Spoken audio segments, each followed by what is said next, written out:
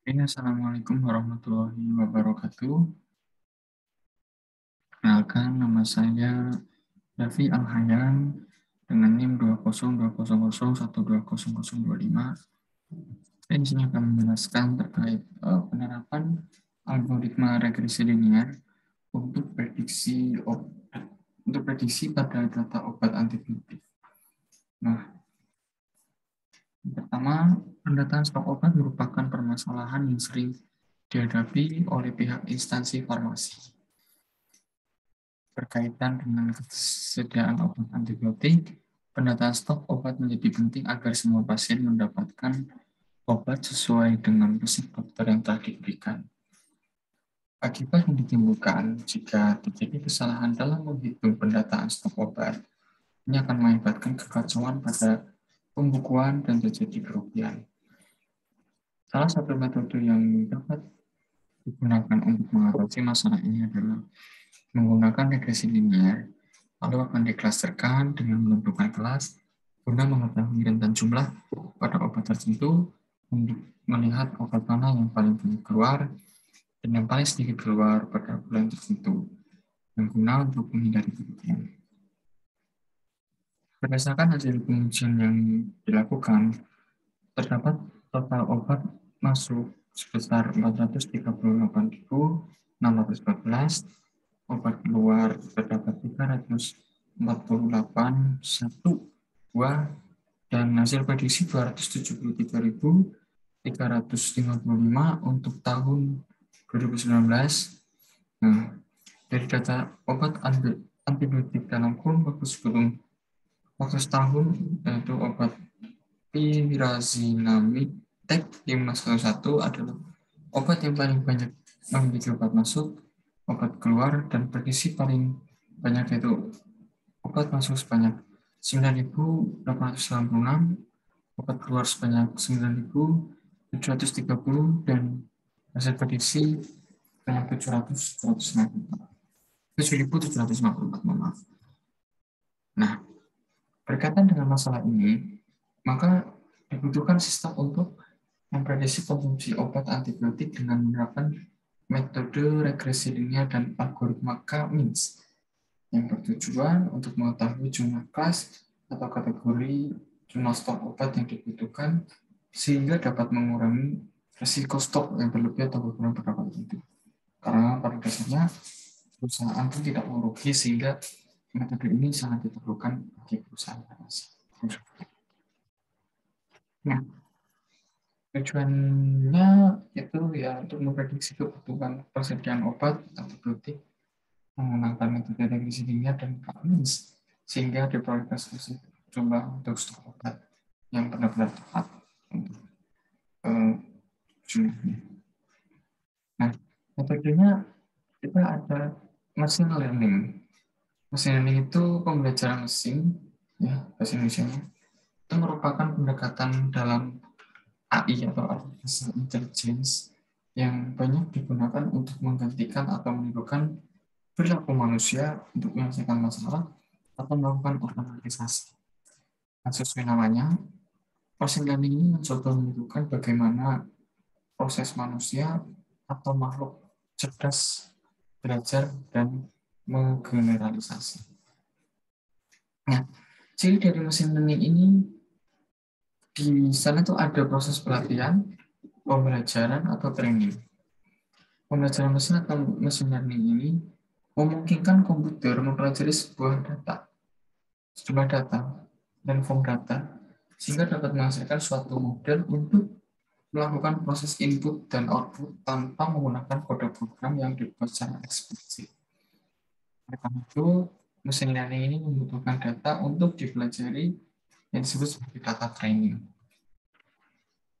Nah, di mesin learning itu terdapat dua macam pelatihan, ya, yaitu pelatihan terawasi atau supervised learning dan pelatihan tidak terawasi atau unsupervised learning. Nah, di antara kedua ini perbedaannya tergantung pada bagaimana algoritma pelatihan menggunakan di sekolah. Nah, dua pelajaran itu kan ada dua, supervised learning Ada pelatihan terawasi dan unsupervised learning atau pelatihan tidak terawasi. Ini kita akan jelaskan ya, supervised learning itu apa. Supervised learning ini adalah proses belajar yang membutuhkan guru. Yang dimaksud guru di sini adalah sesuatu yang memiliki pengetahuan tentang lingkungan. Guru bisa direpresentasikan sebagai sekumpulan sampel input output. Nah, di supervised learning ini ada metodenya lagi.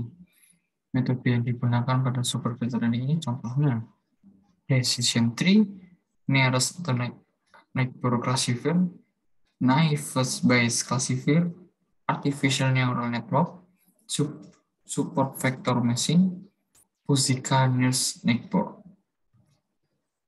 Itu tadi supervised learning ya.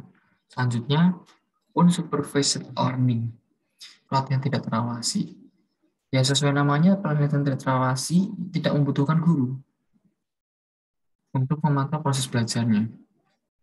Nah, unsupervised learning itu disebut juga self-organized. Dengan kata lain, tidak ada sekumpulan input atau output atau fungsi tertentu untuk dipelajari oleh jaringan. Nah, kalau di unsupervised learning ini, kita ada metode lagi. Pertama Cummins, yang kedua hierarchical clustering, yang ketiga DB scan, yang keempat Fuzzy Simmons, yang kelima self-organizing map. Nah, dengan menggunakan metode tadi, pada 2019 perusahaan farmasi memperoleh data demikian. Ini dari metode yang digunakan, kita bisa tahu di bulan Januari obat masuk ada berapa, obat keluarnya berapa, prediksinya berapa. Nah, ini merupakan contoh yang ditampilkan. Nah, regresi. Gambar di atas menunjukkan bahwa garis regresi dapat menentukan hubungan perubahan variabel Y terhadap variabel prediksi pada data keseluruhan, yaitu data tahun 2019, di mana rentang angka obat prediksi lebih banyak 0 sampai 2000. Nah, ini dari metode ini kita bisa melihat hubungan variabel prediksi keseluruhan data dari tahun ke tahun. Maka dari itu metode ini bisa sangat digunakan lah, sangat diperlukan di perusahaan farmasi khususnya kalau untuk. Jadi gambar di atas menjelaskan bahwa warna ungu merupakan kelas 0 dari centroid 0. Dari hasil kelas 0 memiliki jarak data antara 403 hingga 1064, sehingga memiliki nilai data 723 dan total dari data kelas 0 adalah 121. Warna biru muda merupakan kelas 1 dari Centauri 1. Dari hasil kelas 1 memiliki jarak data antara min 53 hingga 401, sehingga memiliki nilai data 49. Dan total dari data kelas 1 adalah 497. Warna kuning merupakan kelas 2 dari Centroid 2. Dari hasil kelas 2 memiliki jarak data antara 4.219 hingga 7.754, sehingga memiliki rata-rata 5.637. Dan total dari kelas 2 adalah 12, dengan warna merah. Ini warna merah merupakan kelas 3 dari Centauri 3, dan dari hasil kelas 3 memiliki jarak data antara 1,25 hingga 2.700. Sehingga nilai data 1.494 kelas 3 dari 12. Nah, jadi bisa disimpulkan kalau regresi linear ini mampu melakukan prediksi yang berguna untuk mengetahui hasil berupa angka dengan menggunakan bahasa Python yang ada pada Jupyter yang menjadi tujuan utama dalam penelitian. Dengan total obat masuk 438.614, obat keluar 348.001, dan hasil prediksi 273.395 untuk 2019. Dari data obat antibiotik dalam kurun waktu setahun, obat pyrazinamide 511 adalah obat paling banyak. Obat keluar dan obat sebanyak 9.846, 9.730, hasil prediksi sebanyak 7.750.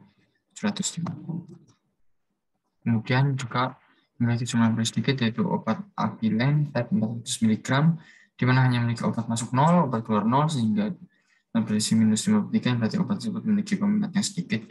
Jadi data dari data setahun di rata-rata obat masuk sebanyak 641, obat keluar sebanyak 69, dan prediksi sebanyak 400 dipastikan bahwa berhasil bagi rumah sakit mengalami kerugian pada obat algilen type 400 mg yang memiliki jumlah obat masuk sebanyak 253,